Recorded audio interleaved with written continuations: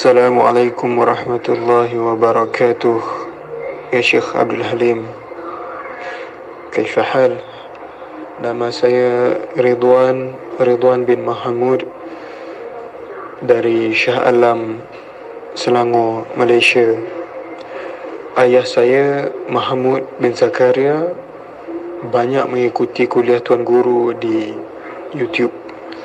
Jadi dimintanya kepada saya untuk tanyakan soalan ini kepada Tuan Guru, iaitu soalannya berbunyi, bolehkah minta pencerahan dari Tuan Guru berkenaan ayat nombor 94 dari surah Al-An'am yang berbunyi, dan demi sesungguhnya kamu tetap datang kepada kami pada hari kiamat dengan bersendirian sehingga akhir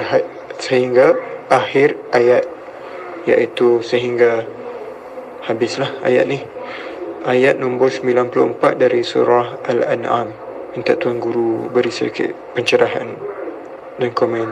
Syukran jazilan. Assalamualaikum warahmatullahi wabarakatuh. Alhamdulillahirabbil alamin. Allahumma salli ala sayyidina Muhammad wa ala ali sayyidina Muhammad. Rabbi shrah li sadri wa yassir li amri wahlul 'uqdatam min lisani yafqahu qawli. Amin. Bismillahirrahmanirrahim. Masing-masing diri manusia pasti akan mengalami kiamat. Kullu nafsin dha'iqatul maut. Masing-masing diri manusia pasti akan mengalami kematian di sisi Tuhannya. Baik mati secara sukarela, baik mati secara rela dan ridho kepada Allah, ataupun mati secara terpaksa dengan azabnya Allah. Inilah yang disebut mati sebelum mati, yakni sebelum kedatangan sakaratul maut, kita sudah mengenal Allah. Dengan jalan belajar ilmu ketuhanan, yakni hakikat dan ma'rifat. Memang yang datang kepada Allah itu nafsi-nafsi, dirinya sendiri. Alhamdulillahirabbil alamin. Semoga apa yang dipaparkan di YouTube ini bisa untuk memberi semangat pemaju agar kita mau kembali kepada Allah dengan rela dan ridho hati, agar ketika ajal menjemput kita sudah tahu jalan pulang. Maka dari itu, bagaimana caranya mati sebelum mati? Bagaimana caranya kembali kepada Allah? Bagaimana caranya mengkiamatkan diri manusia kita di hati kita?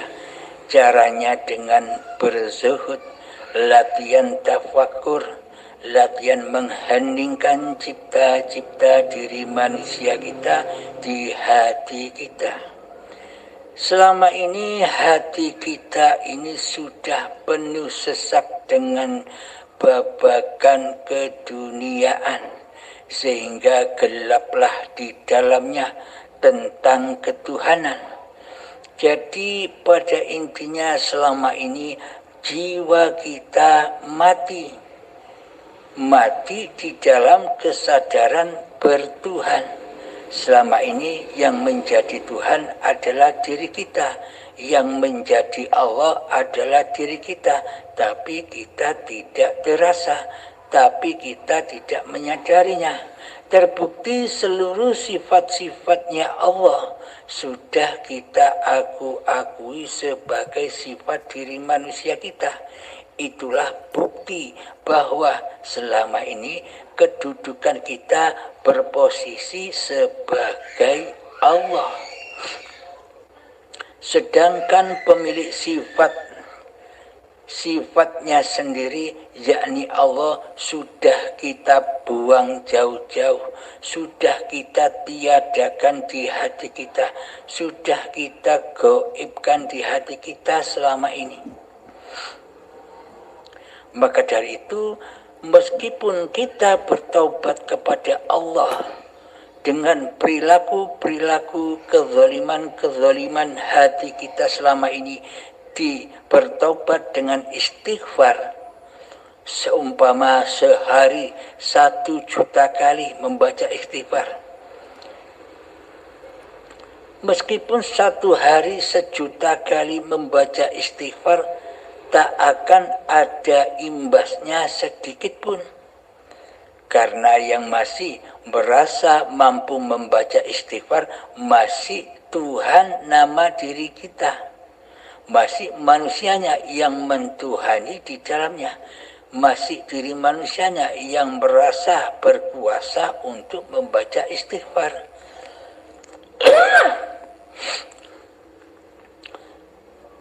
Bertobat di sisi syariat seperti demikian. Akan tetapi bertaubat kepada Allah di sisi hakikatnya kita kembalikan ke dalam kefitrahan diri manusia kita. Kita wajib memakrifati hakikat jati diri manusia kita. Di manakah letak hakikat sifat jati diri manusia kita sebenarnya? Sebenarnya hakikat sifat jati diri manusia kita adalah kebalikan dari sifatnya Allah.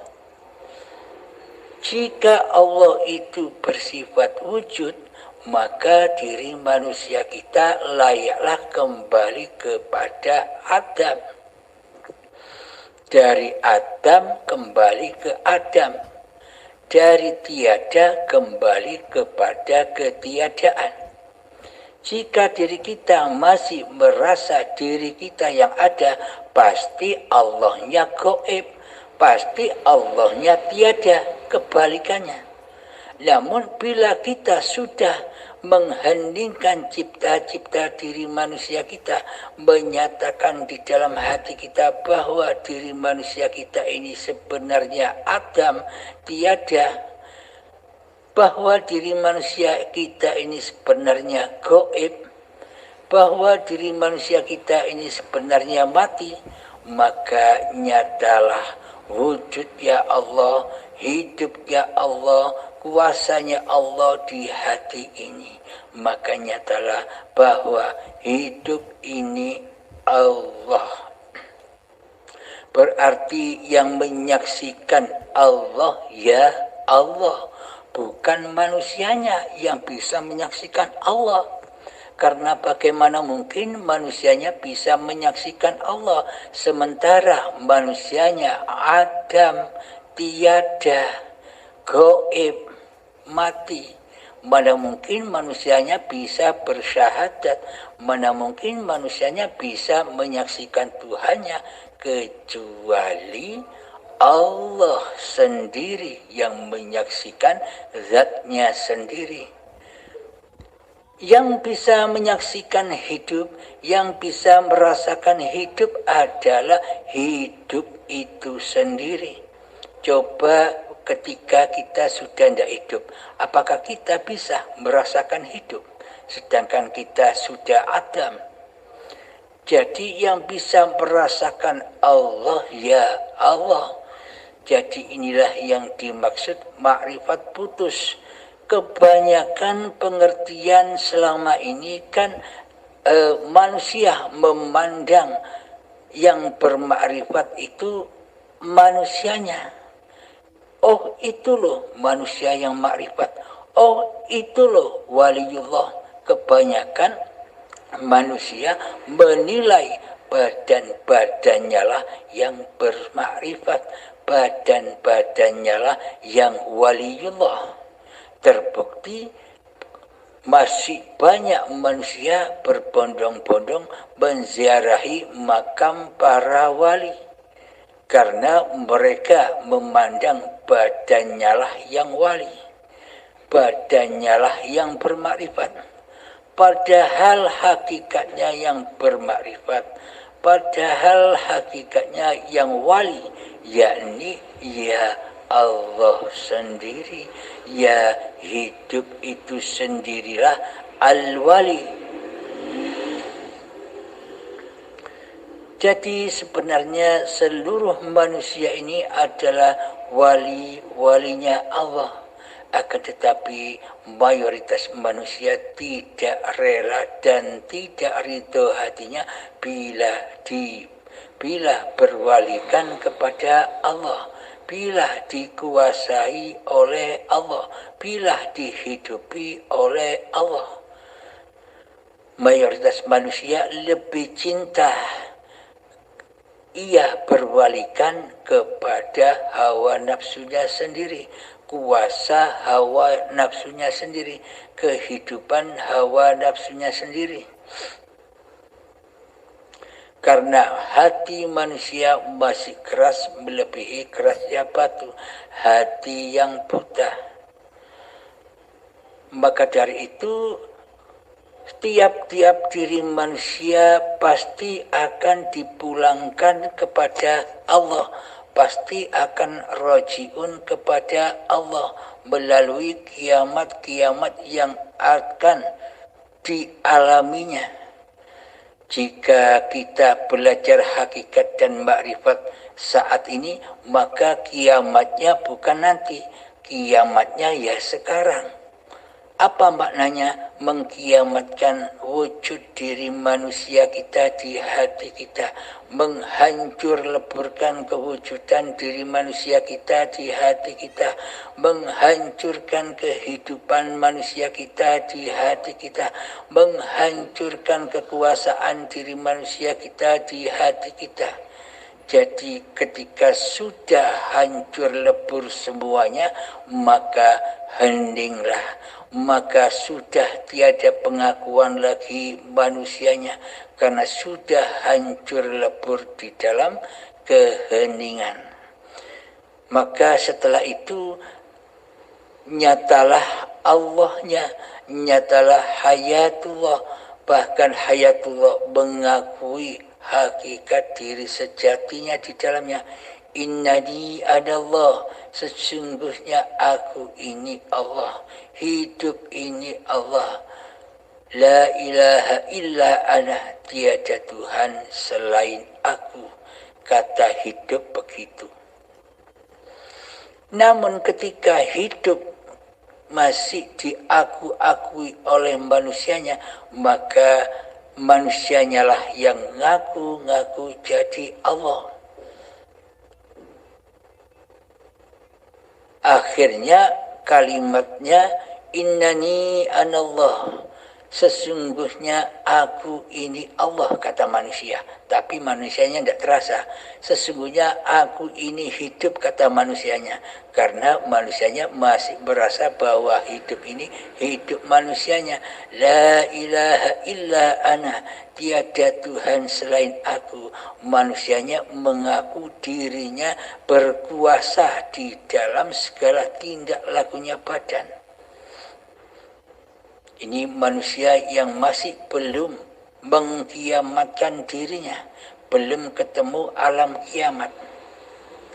Bagi manusia yang sudah mendapatkan syafaat dari Allah, yang sudah mendapatkan hidayah dari Allah, bersegeralah praktekkan apa yang ada di paparan YouTube itu. Jadi setiap kita bertindak tanduk ketika kita duduk, heningkan diri manusia kita. Jangan sangka yang duduk ini manusianya. Jangan sangka yang duduk ini kuasa dari hidup manusianya. sangkalah, nyatakanlah dalam hati, oh ternyata yang duduk ini, yang mendudukkan badan ini hingga bisa duduk, ya karena hiduplah yang mendudukkan, hiduplah yang memberdirikan, hiduplah yang mensolatkan, hiduplah yang mengibadahkan. Jadi hati selalu memandang, menyaksikan hiduplah sebagai imamnya badan. Nah, jika kita sudah merasakan hal yang demikian, berarti kita sudah melewati alam kiamat. Sudah melewati alam akhirat, yakni akhir kedudukan manusianya mentuhani di hati ini. Jika sudah manusianya sudah gaib, sudah fana, sudah tiada, itulah makna alam akhirat yang sesungguhnya, yakni alam baqo, alam kekal, yang berbuat, yang beraf'al di dalam badan ini adalah yang maha kekal, yakni ya Allah sendiri. Bila sudah demikian, maka pasti seluruh amalnya, seluruh syariatnya pasti menjadi amal yang soleh. Karena bagaimana mungkin Allah menolak amalnya sendiri. Jadi Allah lah yang menggerakkan, Allah lah yang beraf'al. Itulah yang dimaksud amal soleh. Namun bagi manusia yang masih berasik-asikan dengan dunia dan hawa nafsunya, tidak bersegera, tidak bergegas mengenali Tuhannya, nanti kiamat kubronya akan terjadi dengan paksa dan azab yang pedih di saat sakaratul maut tiba. Di situ dipaksa kembali ketika kewujudan diri manusianya dikelongkop, dikupas habis, dikupas daging, kulit dari dagingnya, sehingga rasa sakitnya 1000 kalinya. Seperti kambing disayat, kulitnya dipisahkan dari dagingnya secara hidup-hidup. Sakitnya subhanallah, maha dahsyat azabnya Allah di saat sakaratul maut bagi kita yang masih terlena dalam kehidupan dunia. Bagi kita yang tidak bergegas mengenal Allah, bagi kita yang tersesat, bagi kita yang terlena masuk ke dalam agama Allah. Agama Allah itu adanya di hati, yakni Islamnya hati. Apa Islamnya hati itu? Awaluddin ma'rifatullah. Itulah Islam di sisi Allah. Bila sudah mengenali siapa zat yang bernama Allah itu, maka ketika sudah mengenal, maka ma'rifatnya manusia kembali bermakrifat kepada hakikat diri sejatinya yang adam, yang tiada, yang mati, maka nyatalah ma'rifatullah. Ketika dikupas satu persatu dengan azab yang pedih, keakuan dirinya dikelongkop, kewujudan diri manusianya dikelongkop, diambil paksa, kehidupan diri manusia dipaksa diambil, dikelongkop, ilmu dan amal manusianya diambil, dikelongkop, anak istrinya juga membantu menyiksa dirinya, harta bendanya yang dicintainya akan menyiksa dirinya ketika sakaratul maut. Karena di dalam hati kita saat itu kita tidak rela ditinggalkan oleh apa-apa yang kita cintai. Hidup kita cintai, badan kita cintai, anak istri kita cintai, harta benda kita cintai. Kita tidak rela dan tidak ridho meninggalkan apa-apa yang kita cintai, sehingga di dalamnya, di dalam azab sakaratul maut sangat amat pedihnya perjalanannya. Demikian Kang Mas, semoga kita semua dapat dipahamkan oleh Allah Subhanahu wa taala. Akhirul kalam, assalamualaikum warahmatullahi wabarakatuh.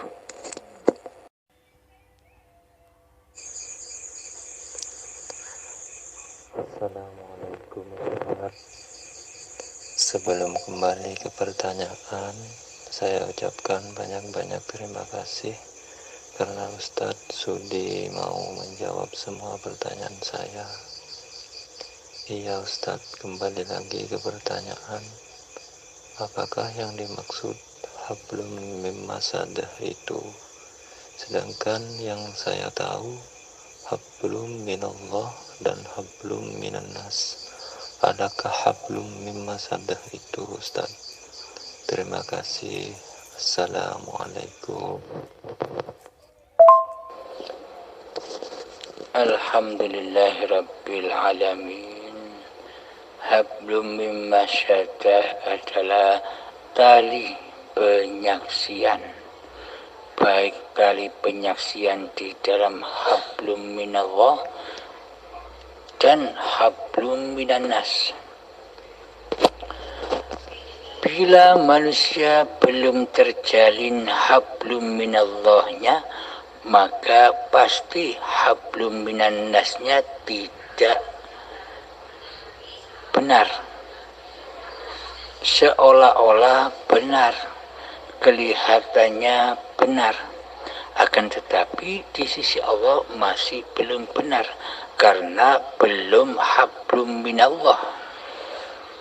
Contohnya begini, sebelum manusia itu mengenal Allah, pasti seluruh ibadah dan sholatnya tidak benar. Tapi di sisi manusia kelihatannya sudah benar. Maka dari itu Kanjeng Nabi Muhammad diutus ke dunia ini hanya untuk innama bu'istu liutammima makarimal akhlak. Tidak diutus aku hanyalah untuk menyempurnakan akhlak, yakni akhlaknya hati manusia kepada Tuhannya. Hablum minallahnya yang pertama. Setelah hablum minallahnya, maka pasti bisa hablum minannas. Contoh manusia yang belum berhablum minallah, contoh manusia yang belum mengenal Tuhannya. Contohnya begini, contoh pada diri kita saja.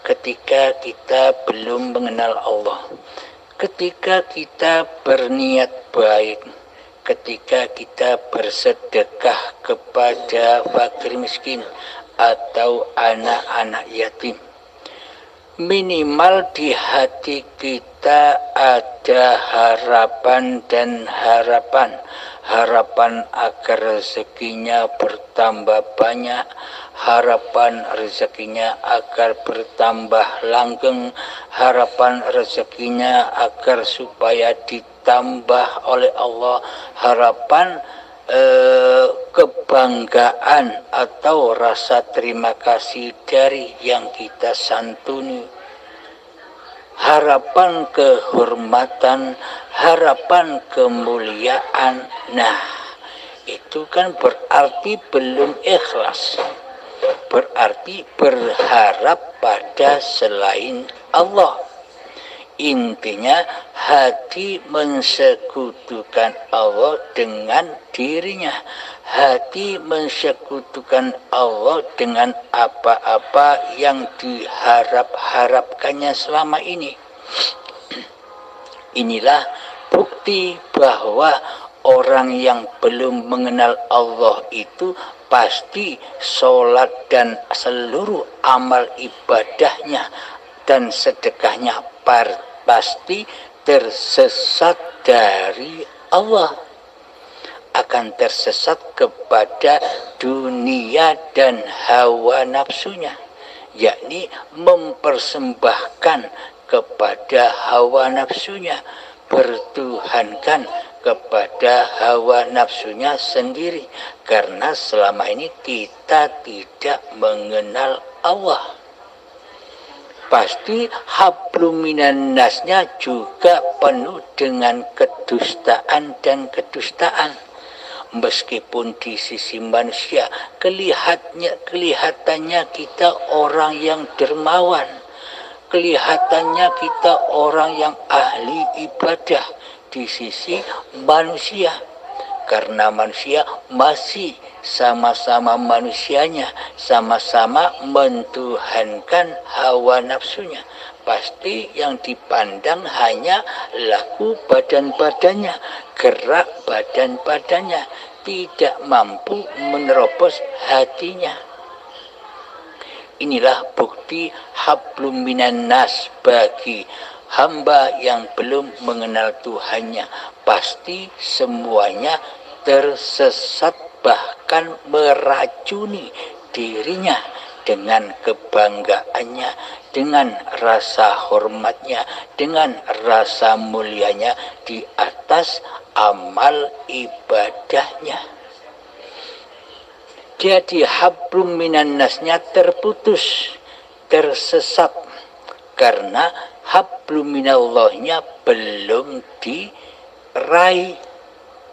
Maka jika ingin hablum minan nasnya itu sesuai dengan syariatullah, sesuai dengan agama, yakni ikhlas, maka raihlah, maka kenalilah, maka sambunglah hati kepada al-ikhlas. Siapa? Allah itu sendiri, yakni berusaha mengaji, mengenal Allah. Agar apa? Agar hablum minan nasnya terjalin dengan sempurna, dengan keikhlasan. Sholatnya ikhlas, ibadahnya ikhlas, sedekah-sedekahnya semuanya ikhlas. Nah, untuk menjalin hablum minallah, maka kita wajib memperdalam, mengkaji ilmu-ilmu makrifat. Di YouTube juga sudah banyak tuan-tuan guru, di luaran sana sudah banyak. Tinggal Anda berguru kemana, silahkan bebas. Pada intinya kami di sini hanya menunjukkan jalannya saja. Setelah itu terserah Anda.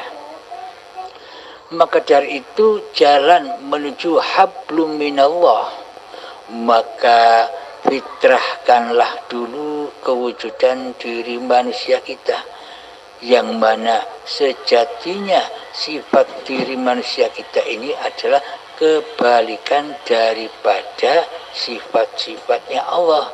Selama ini yang berperan, yang berposisi sebagai Allah kan diri kita. Jadi mana mungkin kita bisa hablum minallah, sementara yang jadi Allah adalah hawa nafsu kita sendiri. Maka takkan bisa hablum minallahnya terjalin sebelum kita memasrahkan amanah-amanah Allah yang diembankan kepada kita, yakni amanah hidup, amanah kuasa, amanah kehendak, amanah ilmu, amanah penglihatan, amanah pendengaran, amanah perkataan. Kita persembahkan lagi bahwa sejatinya yang punya sifat-sifat itu ya Allah. Hidup ini Allah.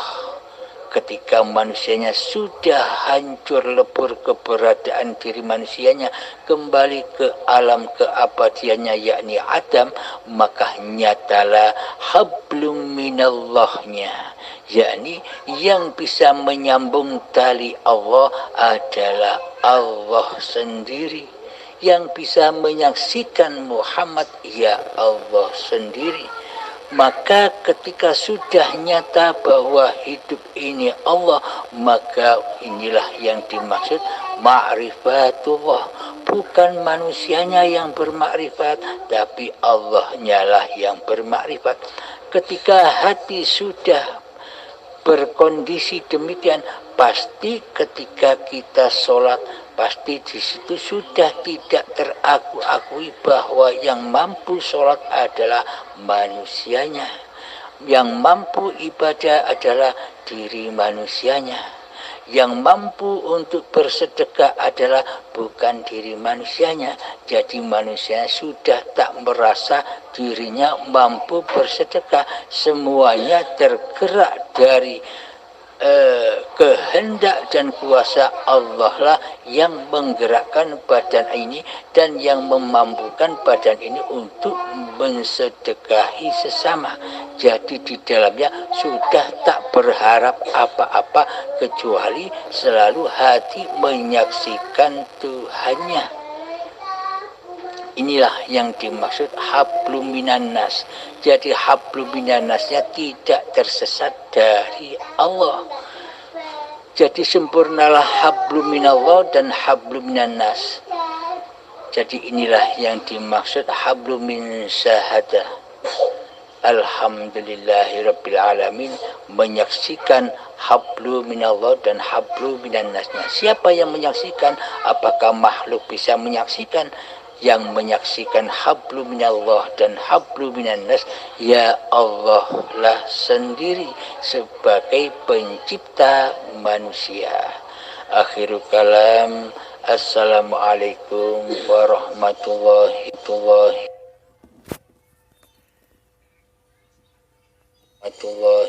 wabarakatuh.